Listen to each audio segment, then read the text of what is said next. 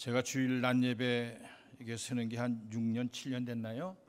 그때 이제 최경 목사님이 감리사 재직하실 때에 그때 이제 외유하셔서 주일 낮에 비어서 그때 왔고 한 거의 7년 만에 주일 낮 예배 이렇게 제가 쓰는 것 같습니다. 반갑습니다. 저만 반가운가요? 귀한 찬양도 하나님께 영광 돌리고 또 이 예배에 함께 참여한 여러분 모두에게 하나님의 은혜가 함께 하시기를 주의 이름으로 축복합니다. 우리 그 컴퓨터 들어가서 당당 뉴스를 치면요, 당당 뉴스라고 하는 걸 치면 감리교 소식을 전해주는 그런 소식인데 현재 유럽에서 되고 있는 그 사경회, 유럽의 각국에 흩어져 있어 사역하는 목사님들, 이 한국교회에 속하 있는 감리교 성도들 모여서 집회하는 거거든요. 거기에 우리 최경 목사님이 강의 하나 맡아서 가셨고 여러분의 목사님들이 가셔서 그 유럽에 흩어서 있는 어떻게 보면 디아스포라죠. 그분들을 위로하고 격려하고 1년에 꼭 1월이면 그 한 번씩 우리 중앙연회 거기가 소속이에요. 그래서 중앙연회 감독님을 중심으로 해서 거기 가서 집회를 하고 또 후원도 한다고 그래야 되나요? 격려도 하고 또 이렇게 선교비도 드리고 이렇게 하면서 유럽에 있는 교인들을 격려하는 겁니다. 저도 그 유럽 성회를 감독 때 2번 갔고 그 감독 아닐 때도 1번 가고 그래서 저도 뭐 3번 정도 가봤는데 나름대로 참 보람 있고 은혜로운 그러한 집회였다 이렇게 추억이 됩니다. 오늘 오랜만에 말씀을 전할 기회가 돼서 많이 고민을 했어요. 어떤 말씀을 전해야 되나 나름대로 고민하다가 한번 따라해 볼까요? 자다가 깰 때가 되었으니. 네. 어젯밤 잘 주무셨나요? 잘 주무셨으면 좋은 분이 없기를 바랍니다. 러시아의 대문호라고 얘기하는 도스토옙스키가 28살 되던 해에 반란죄, 내란 음모죄로 사형언도를 받아요. 이분이 추운 겨울날 형장으로 끌려갔는데 그 형장 벽에 시계가 하나 있어요. 근데 시계에 보니까 사형 집행 5분 전을 가리키고 있습니다. 시간이. 그는 생각해 보죠. 자, 이제 내 인생이 5분 뒤면 끝나는구나. 남은 이 5분을 어떻게 보낼까? 그래서 그는 생각하기를 먼저 이분은 이 추운 날 나의 마지막을 봐주기 위해서 오신 분들에게 정말 진정한 마음으로 감사를 해야겠다. 그리고 그 뒤에 이분은 짧은 내 인생 28년을 회고하는 그런 마음을 가져보고 마지막 1분은 이 아름다운 세상을 눈을 한번 크게 뜨고 본 다음에 심없다면 크게 하고 세상을 떠나야 되겠다. 그렇게 생각했습니다. 그래서 이분이 먼저 이분을 자신의 마지막을 봐주기 위해서 온 모든 사람들에게 감사한 다음에 이젠 자기의 지나온 28년의 생애를 회고하는 시간이었어요. 근데 어릴 때부터 모든 걸 쭉 주마등처럼 생각을 하다가 갑자기 마음속 깊은 곳에서 한 질문이 터져 나옵니다. 뭐냐면 너는 3분 뒤에 어디로 가냐? 그런 질문이에요. 3분 뒤면 네가 죽을 텐데 3분 뒤에 너는 어디를 가느냐? 그러다 갑자기 마음에 아찔한 마음이 드는 거예요. 정말 나는 죽은 다음에 어디로 가는 거지? 왜 나는 지금까지 이런 생각은 전혀 못했을까? 이건 가장 중요한 질문인데 지금까지도 해보지도 못했고 준비하지도 못했구나. 그러면서 절망감이 막 밀려오더라 그 말이에요. 그때에 사형 집행관이 철커덕 하고 총알을 장전하는 소리가 나는 거예요. 이제는 그 소리에 질려서 얼굴이 하얘지는데 갑자기 이제는 마지막 때를 기다리고 눈을 감고 있는데 말바굽 소리가 힘차게 나더니 사형 집행 정지하는 소리가 들리는 거예요. 한 병사가 황제의 사면장을 가지고 그 자리로 온 겁니다. 그래서 그는 사형 집행장에서 구조가 되고 그리고 시베리아 지방으로 유배를 가게 됩니다.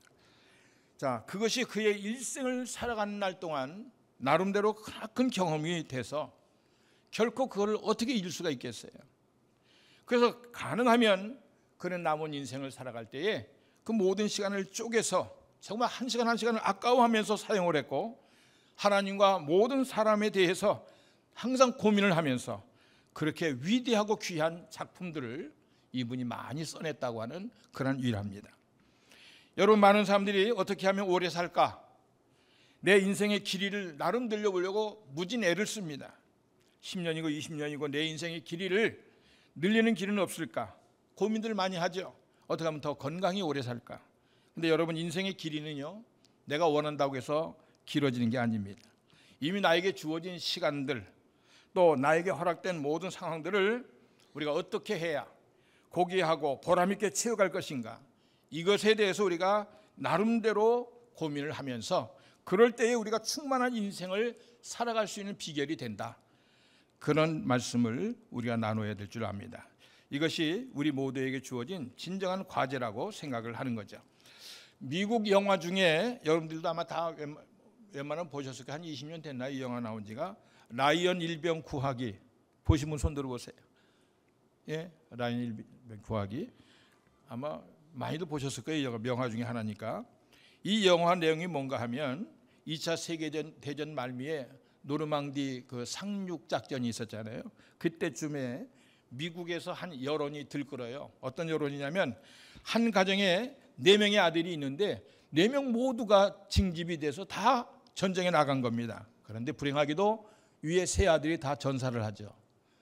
이제 나머지 4째 막내 아들만 살아 있는데 어떤 여론이냐면 한 집에 있는 아들 4을 한꺼번에 다 죽일 거냐, 남은 아들은 살려 돌려 보내야 된다. 그런 여론이 막 들끓습니다.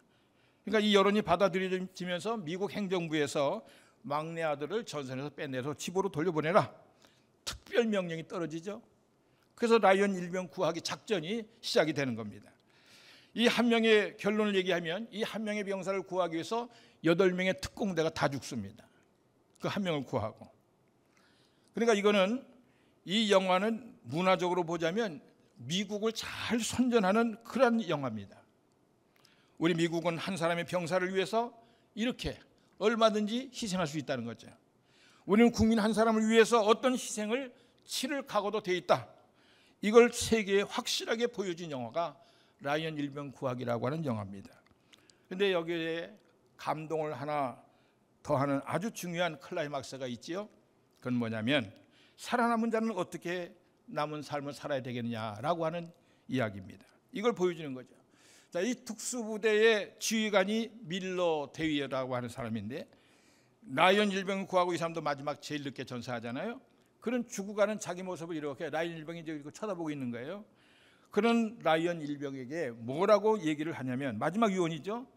값지게 살아라, 우리의 목까지. 그런 유언을 하고 이제 그가 죽었어요. 예? 값지게 살아라. 그러니까 과분한 사랑을 받았으니 헛되이 너의 인생을 살아서는 안 된다. 그런 얘기죠. 이건 다른 한편으로는 그 당시 미국은 뭐 지금도 그렇지만은 많은 전쟁을 지금도 하잖아요. 미국은 한국전, 월남전, 중동전, 지금도 뭐 아프가니스탄 뭐 이런데 모든 곳에 지금도 여전히 전쟁을 미국은 하고 있는데, 그러니까 이 전쟁에 대한 트라우마들이 다 있는 거예요. 미국 사람들이. 그들이 살아 돌아온 군인들에게 주는 또 하나의 교훈이기도 한 거죠. 사회로 복귀해서 나라를 원망하지 말고, 또 나만 살았다고 자책도 하지 말고, 전쟁의 상처 때문에 괴로워하지도 말고 남은 인생을 가치 있게 살아라. 그런 교훈을 주는 영화라고 보는 거죠. 자, 우리가 이 시점에서 우리는 왜 이 자리에 모였습니까? 우리는 하나님의 백성이요, 하나님의 성도들입니다. 예수의 이름으로 구원을 받아서 이미 우리는 영생을 시작하고 있는 하나님 나라의 백성이에요. 지금도 우리가 주 안에서 이렇게 살아간다고 하는 의미는 뭐냐면, 앞으로 천국 생활을 준비하는 연습을 교회 안에서 우리는 하고 열심히 이 신앙을 지켜내면서 마지막에 주님을 만날 그런 고백을 할 때를 기다리면서, 지금도 여러분들은 오늘도 이 아침에 주의 전에 나온 줄로 믿으시기를 바랍니다. 우리는 주의 십자가의 사랑을 통해서 우리 모두가 이 자리에 함께 있게 된 공동체가 된 겁니다. 그 사랑을 받은 자로서 우리의 남은 생애를 살아갈 때에 함부로 살아서는 안 된다는 겁니다.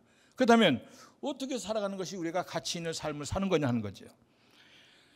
이것을 오늘 본문을 말씀하기 위해서 먼저 시간에 대한 얘기를 하지요. 11절입니다. 우리 11절을 같이 한번 읽어봅니다. 11절 시작.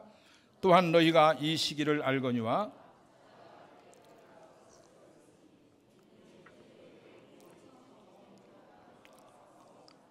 아멘. 너희가 이 시기를 알거니와 그랬어요. 이 시기를 알거니와.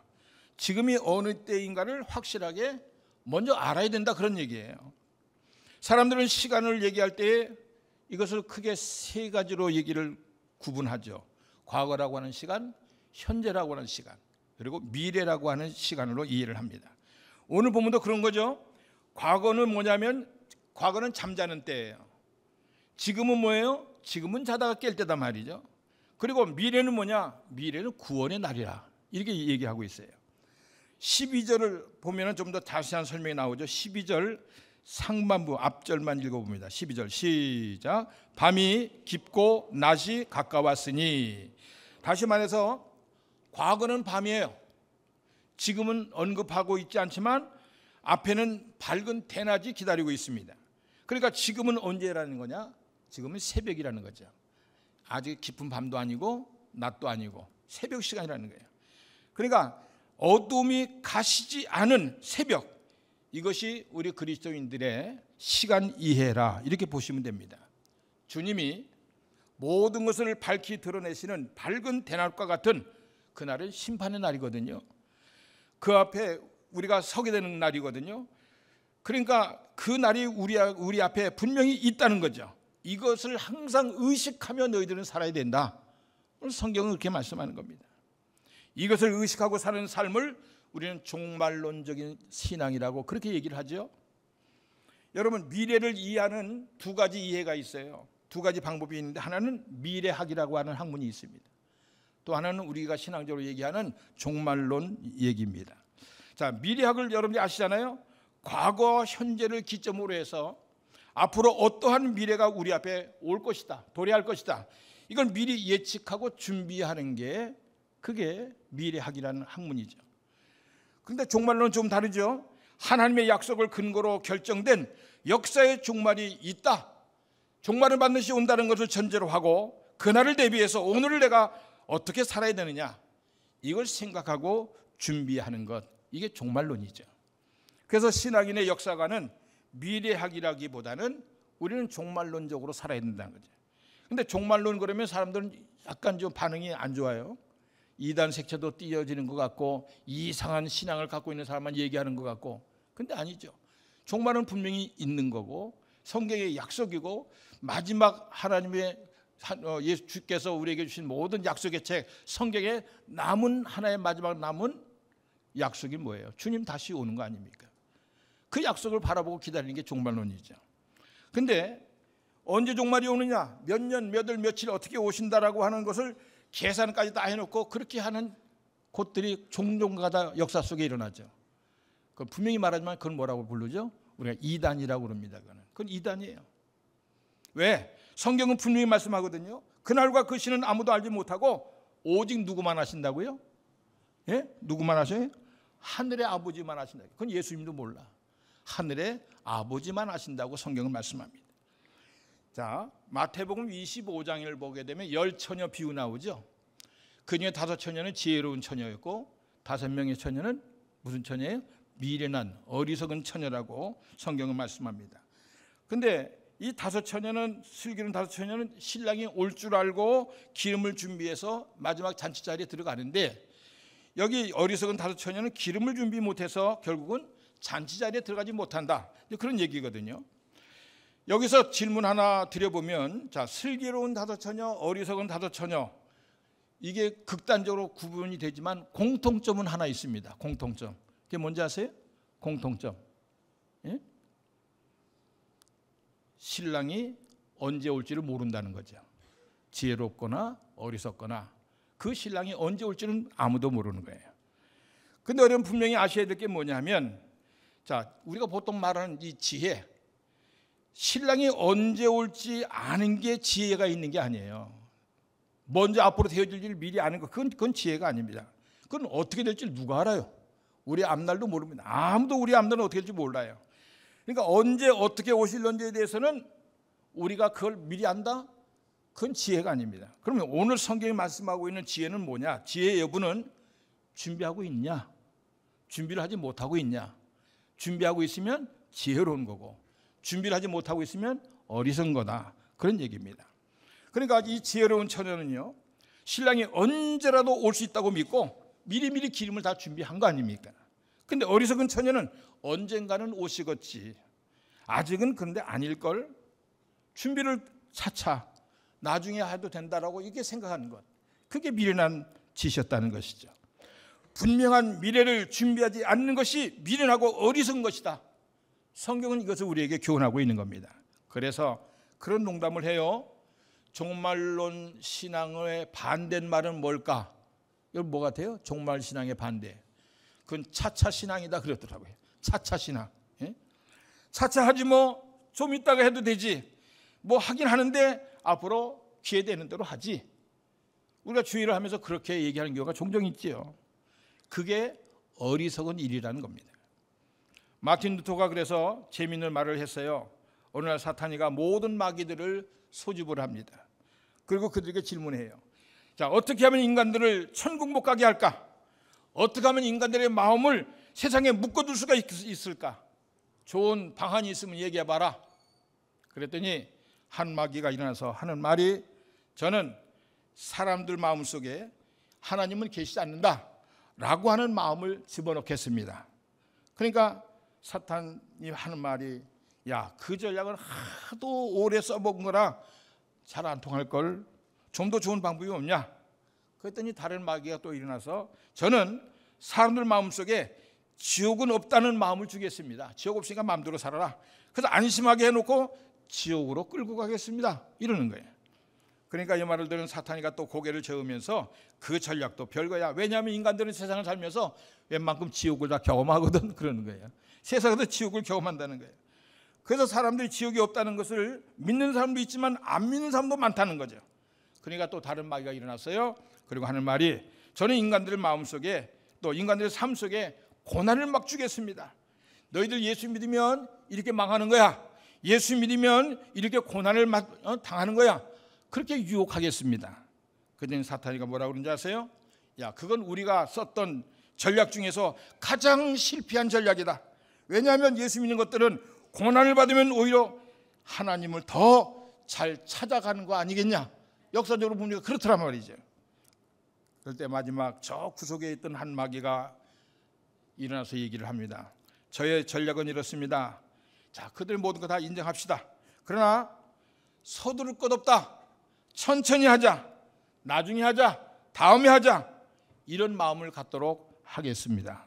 이러니까 모든 마귀들 다 벌떡 일어나서 박수를 하면서, 바로 그거야. 가장 쉽고 가장 효과가 좋은 전략이다 해서 마귀가 그 전략을 택했다는 겁니다, 지금.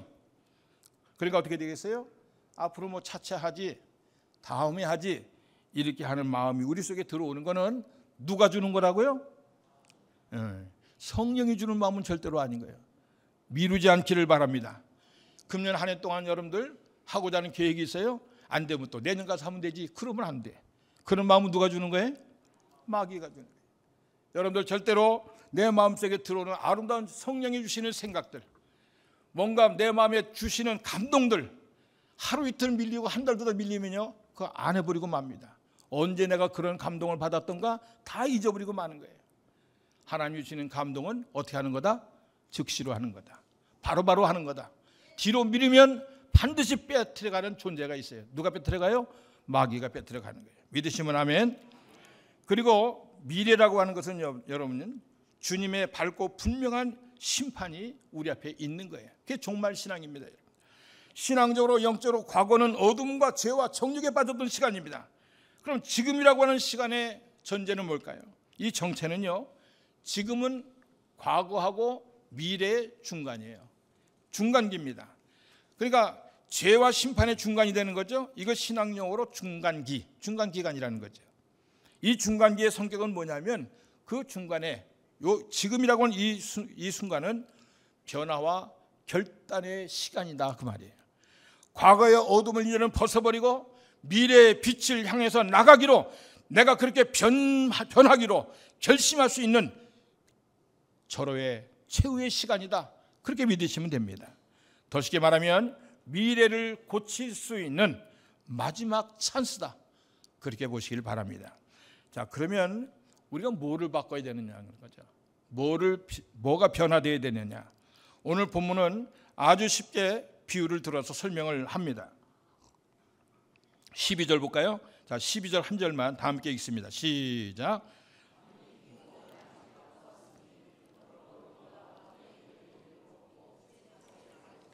자, 이제는 어둠의 일을 벗고 죄악의 옷을 벗고 14절 이어지는 말씀 앞에 보면 예수 그리스도로 옷 입자라고 하는 말씀이 또 나와요. 그리스도의 옷을 입자는 말은 그리스도께서 오셨을 때에 그분 앞에 부끄럽지 않은 모습으로 서자고 하는 뜻입니다. 다시 말하면 어둠에 속해 있지 말고 이제는 예수님이 오시는 그날을 준비하는 자세로 우리는 살아야 된다, 그 말이죠. 미래를 바꿀 수 있는 기회가 바로 지금이라는 겁니다. 그렇다면 지금 세상 사람들이 내가 입고 있는 이 옷은 어떤 옷이냐? 지금 내가 입는, 영적으로 세상에서 우리가 지금 입고 사는 옷은 어떤 옷이냐? 그 옷은 밤의 옷이라는 거예요. 밤의 옷. 밤에 입는 옷입니다. 그러면서 밤의 성격을 세 가지로 오늘 성경이 말씀하죠. 영적인 밤의 특징이 세 가지로 규정을 하고 있는데, 자, 13절 같이 읽어봅니다. 시작. 낮에와 같이 단정히 행하고 방탕하거나 술 취하지 말며 음란하거나 호색하지 말며 다투거나 시기하지 말고. 아멘. 첫째는 뭐냐면 방탕하거나 술 취하지 말며 그랬습니다. 여러분, 성경에서 방탕이라고 하는 말씀이 나오면 이건 어떤 의미냐면 그 의미는 목적이 없다는 의미입니다. 방탕은 뭐냐? 목적 없이 사는 거예요. 되는 대로 충동을 따라서 욕망대로 사는 삶, 이게 방탕하는 삶입니다. 그런데 이 방탕의 삶이 어디로 연결이 되냐면 술 취하는 것으로 연결이 되거든요. 술 취하는 이유는 뭐냐면 그 모든 걸 다 잊어버리고 싶은 거예요. 몽롱한 가운데 그냥 그렇게 되는 대로 살고 싶은 거예요. 그래서 스트레스를 풀려고 때로는 술도 먹는다고 하지만 문제는 술 먹다 보면 만취가 돼가지고 잠깐의 근심은 잊을 수가 있겠죠. 그러나 정말 우리가 살아가면서 붙잡아야 될 우리의 인격이나 우리의 삶의 목적이나 이 모든 것을 잃어버리는데 그 문제가 있는 거예요. 그리고 술을 먹다 보면 술을 끊어야 되겠다는 의지가 점점점 약해져 간다는 겁니다. 그래서 계속해서 결국은 술에 끌려가는 인생이 되고 마는 거죠. 지금도 여전히 이 술의 문화는 우리 예수 믿는 사람 안에까지도 깊이 들어와 있습니다. 아유, 술 한두 잔 마시는 것 같고 뭘 그럽니까? 그렇게 얘기하거든요. 근데 늘 하는 얘기지만 술이 자꾸 술을 불러거든요. 술은 술을 불러요. 그래서 계속 술에 끌려가는 겁니다. 이게 술의 결과인데 목적 없이 살다 보면 그래서 이렇게 몽롱한 삶으로 가게 되는 거예요. 그래서 성경은 술 취하지 말라, 그렇게 우리에게 교훈을 한 겁니다. 자, 술 얘기 나왔으니까 한 말씀 드리면, 여러분, 우리나라가 세계에서 엄청나게 많이 술을 소비한 나라인 건 아시죠? 세계에서 좋은 걸로 1등하는 것도 많지만 안 좋은 걸로 1등하는 거 많아요. 자살률, 술 마시는 거 이런 거. 자, 우리나라 대학생들의 술에 대한 조사가 나온 게 있어요. 그건 뭐냐면 좀 몇 년 된 것이긴 한데 대학생들의 52%가 학업에 지장을 받을 정도로 술을 먹는다. 대학생활 해보신 분은 아실 거예요. 근데 그중에 또 47%가 술값 때문에 경제적인 고통도 당해본 적이 있다. 또 23%는 술로 인한 사고 내지는 피해를 입어본 적이 있다. 그리고 6% 정도가 되는 대학생들이 불면증과 수전증에 호소한 적이 있다. 이건 뭐죠? 알코올 중독이 됐다는 내용이에요. 그러니까 대학생 중에 6%가 알코올 중독자라는 거예요. 여러분, 지금 술이 이 나라의 젊은이들을 이렇게 병들게 하고 꼭 대학생 신학기 되면 술 파티하다가 꼭 한두 명씩 매해 죽어요. 그렇죠? 젊은이들 뿐이겠습니까? 노인들의 잘못된 도피처로 이 술이 안내하고 있어요. 정말 술 문제는 심각하다고 볼 수 있는데 이거 자체를 심각하다고 얘기하는 것도 별로 없습니다. 담배에 대해서는 뭐 많이 이렇게 절제를 하고 일반 대중 매체에서도 이걸 저거 하는데 술은 안 그렇거든요. 예? 술 선전은 여전히 대중문화체에서 선전을 하고 그런 거 아시죠? 그 술의 대표가 이제 소주인데 소주의 모델은 항상 누가 나오는지 아세요? 네? 그 시대 최고의 미녀만 나옵니다. 그게 뭐겠어요? 네? 그러니까 이 술에 대해서는 국가적으로 정말 이걸 많이 적어야 되는데 담배만큼 이거를 국가적으로 이걸 홍보하지 못하고 있다는 그런 얘기죠. 방탕하고 술 취하는 것, 이게 영적 밤의 문제의 첫 번째입니다. 두 번째 영적 밤의 문제가 뭐냐면 음란하거나 호색하지 말며 그랬죠. 부도덕한 문제 얘기하는 거죠. 사랑이 없는 육체 관계가 음란이라고 하는 겁니다. 우리가 일반적으로 호색은 뭐예요? 호색. 색을 밝힌다 뭐 이런 것보다는 어떤 의미가 있냐면 뻔뻔스러운 게 호색이에요. 뻔뻔스러운 게. 죄를 오히려 가리우려고 하는 것이 아니라 심지어는 죄를 자랑하는 것, 이게 호색입니다. 이걸 합해보면 그런 말이죠. 음란하고 더러운 것을 자랑하고 뽐내는 시대. 지금 우리 시대가 그렇잖아요. 남자들은 그런 얘기도 하죠. 아, 옛날 왕들은 뭐 이렇게 후처들이 많어. 어떤 왕은 뭐 3,000명이라며. 그러면서 아주 신났겠다. 뭐 이런 식으로 얘기하는 분도 종종 있어요. 근데 그건 진정한 사랑이 뭔지를 모르고 하는 말입니다. 철학적으로 음란이 뭐라고 규정되는지 아십니까? 사랑이 없기 때문에 생겨지는 현상, 그렇게 규정하고 있어요.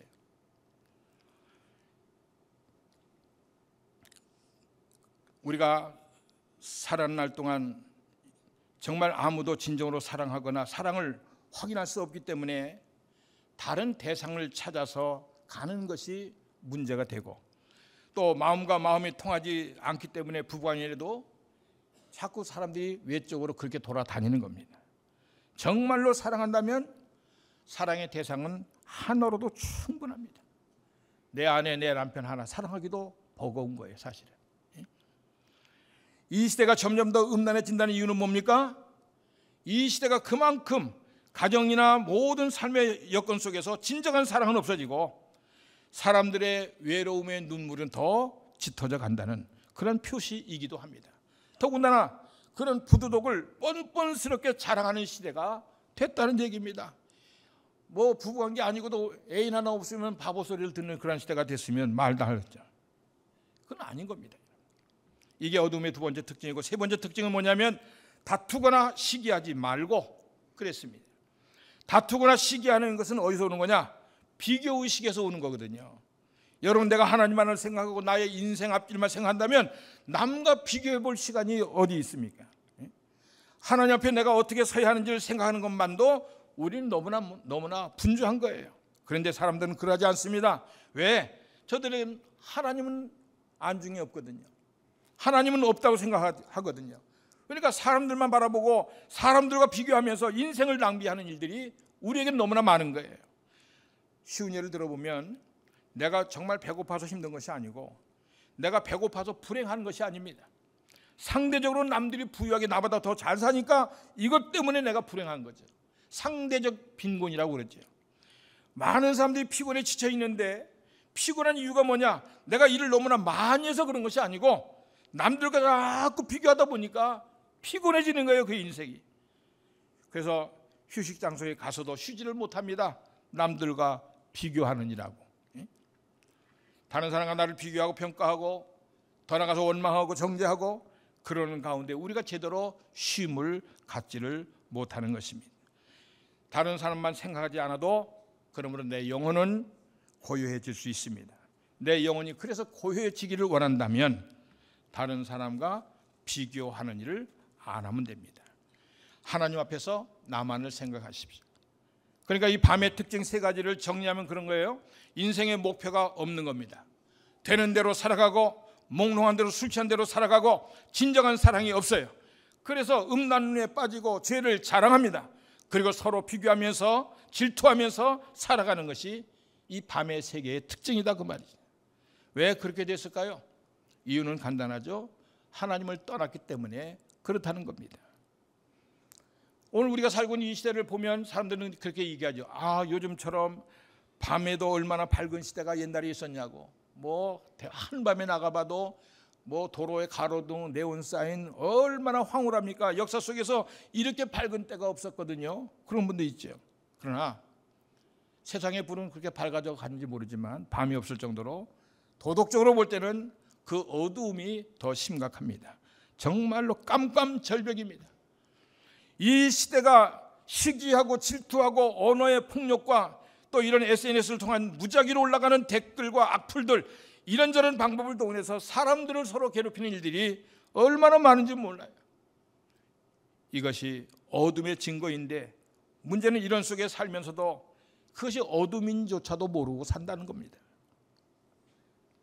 인생은 다 그런 것이려니 사람 다 그렇게 사는데 뭐 밝은 대낮이 도래한다고 하는 것을 전혀 의식하지 못합니다. 이것이 어둠의 일이라고 말해주는 것도 없습니다. 그런데 오직 성경에서만 이 이야기를 하는 거죠. 이것이 어둠의 일이라고 지적을 하는 겁니다. 새벽 기도를 이렇게 인도하다 보면 예전에 보면 가끔 영 아닌 복장을 하고 앉아 계신 분들이 있어요. 새벽에 보니까 늦었거든. 후닥닥 그냥 입고 있는 대로 그냥 튀어나오는 거예요. 그러다 보면 낮에는 좀 입고 다니기가 어려운 옷인데 그냥 새벽이니까 그냥 컴컴하니까 그리고 입고 나오시는 거예요. 이거 보면 그건 알죠. 근데 이분은 올 때는 그게 왔는데 갈 때는 날이 밝잖아. 그럼 어떡할 거예요? 곤란하지 않겠습니까? 이게 뭐 같으냐면요, 지금은 깜깜하니까 우리는 다 잠옷을 입고 있는 거예요. 깜깜하니까 잠옷 입죠. 근데 밖에 나가면 뭐가 떠요? 해가 뜨거든요. 그러니까 옷을 갈아입으라는 거예요. 그래서 환한 대낮에 맞는 옷을 미리 준비하고 있어야 된다는 거예요. 나가려면. 지금 이 옷을 입고 아침을 맞이할 수는 없다는 거예요. 이것이 우리의 영적 자세여야 한다 그 말입니다. 그런데 세상은 밤이고 세상은 다 자고 있습니다. 그래서 방탕하고 지금도 여전히 음란하고 그래서 시기 질투하고 이러면서 우리의 인생들이 살아가는데 이걸 보면서 심지어는 우리 믿음의 사람들까지도 닮아간다거나 거기에 동화되거나 낙심하거나 거기에 자기를 합리화시킨다거나 그래서는 안 된다는 거예요. 이건 종말론적 삶이 되지 않는 거예요. 우리는 하나님 믿는 자녀고 우리는 종말이라는 걸 배웠잖아요. 언젠가는 주님이 오신다는 걸 우리는 알고 있잖아요. 우리가 신앙적으로 이것이 무너지면 우리의 신앙 자체는 없는 겁니다. 이 신앙을 우리는 가지고 있어야 됩니다. 명백하게 모든 걸 드러내시는 주님이 오시는 그날, 주님이 도래하신다고 하는 것을 우리는 알기 때문에 우리는 어둠 속에서 더 이상 머물러 있어서는 안 되는 것입니다. 저는 가끔 그런 생각을 해봐요. 이 세상을 살아갈 때에 마치 마약 주사를 맞는 것 같지 않나. 왜냐하면 세상에는 가치관들이라는 게 너무 많잖아요. 우리는 오직 예수의 그 가치를 두고 있지만 그러나 이 세상에는 좋은 가치관도 참 많잖아요. 또 세상이 움직여가는 가치관들이 있잖아요. 그런데 이 세상의 그 많은 가치관들이 하나씩 둘씩 우리 안에 그리고 교회 안에 들어와서 우리를 세상과 똑같이 되어 가도록 이렇게 우리에게 마취를 시키는 거예요. 그러니까 이런 모습을 보면서 뭐 세상이 다 그런 거지 뭐 교회라고 뭐 별다를 게 있나 그런 얘기입니다. 세상 사람들이 교회를 향해서 손가락질을 요즘 많이 하죠. 뭐 교회가 그러냐. 세상 사람들은 그래요. 자기들이 그보다 더한 짓을 해놓고도 그건 죄로 인정도 안 하면서 교회는 자기가 비슷한 거 조금만 이렇게 하면 난리가 납니다. 뭐 교회가 저러냐. 그러니까 여러분들 교회는요 마지막 하나님의 구원의 산성이거든요. 그런데 교회마저 무너져 버리면 교회가 아니면 여러분들 이 세상 사람들이 마지막 구원의 길이 없어지는 거예요. 아무리 세상이 좋고 아무리 세상이 별게 다 기가 막히게 나온다 그래도 하나님의 거룩한 구원은 오직 교회를 통해서만이 하나님의 말씀을 통해서만이 우리에게 전해지는 거 아닙니까? 그런데 그것을 전해줘야 할 기관마저도 병들고 그 교회마저 우리가 잘못돼 간다고 한다면 이 세상 사람들은 마지막 기대가 없는 거예요. 제가 지난 1월 첫 주 오후 예배 때 그 말씀을 드렸죠. 하나님의 마지막 카드가 교회인데 아무리 세상 사람들이 교회가 잘못한다고 그러고 뭐 교회가 뭐 이상하다고 그러고 뭐 별짓 다 해도 교회는 하나님의 마지막 구원선입니다. 그렇죠? 왜냐하면 하나님 말씀을 구원의 말씀을 전해줄 곳은 교회밖에 없는데 하나님의 전밖에 없는데 그런데 그 전마저 부패하고 무너지고 잘못돼 가버리면 하나님의 구원이 어디서 선포됩니까? 그러니까 세상이 그래서 망하는 거예요. 그래서 노아 시대 때 그 시대가 멸망한 걸 왜 그랬어요? 죄가 그 시대가 더 많았었나요? 특별히? 아니에요. 지금이 훨씬 더 많습니다. 근데 그 시대에 마지막 카드가 뭔지 아셨어요? 왜 구원 못 받았는지? 제가 그때 말씀드렸는데 하나님의 아들들이 이 세상의 딸들과 결혼했다고 그랬어요. 이 말은 다시 뭐냐면 하나님의 백성 이 시대 우리 성도들이 세상 사람과 똑같아졌다는 말과 같은 말입니다. 그러니까 구분이 안 되는 거예요. 세상 나가서. 그러면 세상에 종말이 오는 겁니다. 왜? 교회마저도 이 세상을 구원할 수 있는 마지막 증거, 마지막 카드가 없어져 버리고 말기 때문에 더 이상의 구원이 교회를 통해서 선포될 수가 없는 겁니다. 그러니까 여러분들은 여러분 자신을 위해서도 그렇고 이 세상을 위해서도 그렇고 우리가 우리의 신앙을 지켜낸다는 것, 그리고 반드시 우리 앞에는 대낮까지 광명한 주님이 오시는 그날이 우리 앞에 있다는 것을 인정하고 거기에 맞는 삶을 어둠의 것을 벗어버리고 빛의 새 옷을 입는 우리의 이 삶이 계속 우리의 신앙 여정 속에서 있어지지 아니하면 하나님의 교회는 이 땅의 존재 가치가 없는 거다, 그 말입니다. 믿으시면 아멘. 자, 이제 마지막 말씀을 드립니다. 오늘 이 본문의 말씀을 제대로 받아들이고 응답해서 인생이 바뀌어진 우리가 너무나 잘 아는 분이 한 분 계세요. 바로 어거스틴, 성 어거스틴이라는 분입니다. 이분이 마니교라고 하는 미신에 빠져서 방탕한 생활을 했고 나이 15살에 벌써 애도 낳았던 사람이에요. 그러니까 아주 방탕한 사람입니다. 근데 그가 어느 날 방에 있는데 바깥에서 여러 아이들이 막 뛰노면서 어떤 소리를 지르면서 애들이 노는데 그 소리 속에서 뭐가 들리냐면 톨레레네 톨레레네 이런 소리가 톨레레게 이런 소리가 들리는 거예요. 이 톨레레게라는 말이 뭐냐면은 찾아서 읽어봐라 이런 뜻이에요. 그래서 갑자기 그런 소리가 정말 아이들이 정말 그런 소리를 했는지 아니면 소리 속에서 그렇게 자기가 그렇게 들었는지는 모르지만 그가 앞에 있는 성경을 펼쳐 봤어요. 봤더니 오늘 본문의 말씀이었습니다. 오늘 본문의 말씀. 자, 다시 한번 우리가 13절, 14절 한 번 더 읽어보고 마칩니다. 13절과 14절 시작. 낮에와 같이 단정히 행하고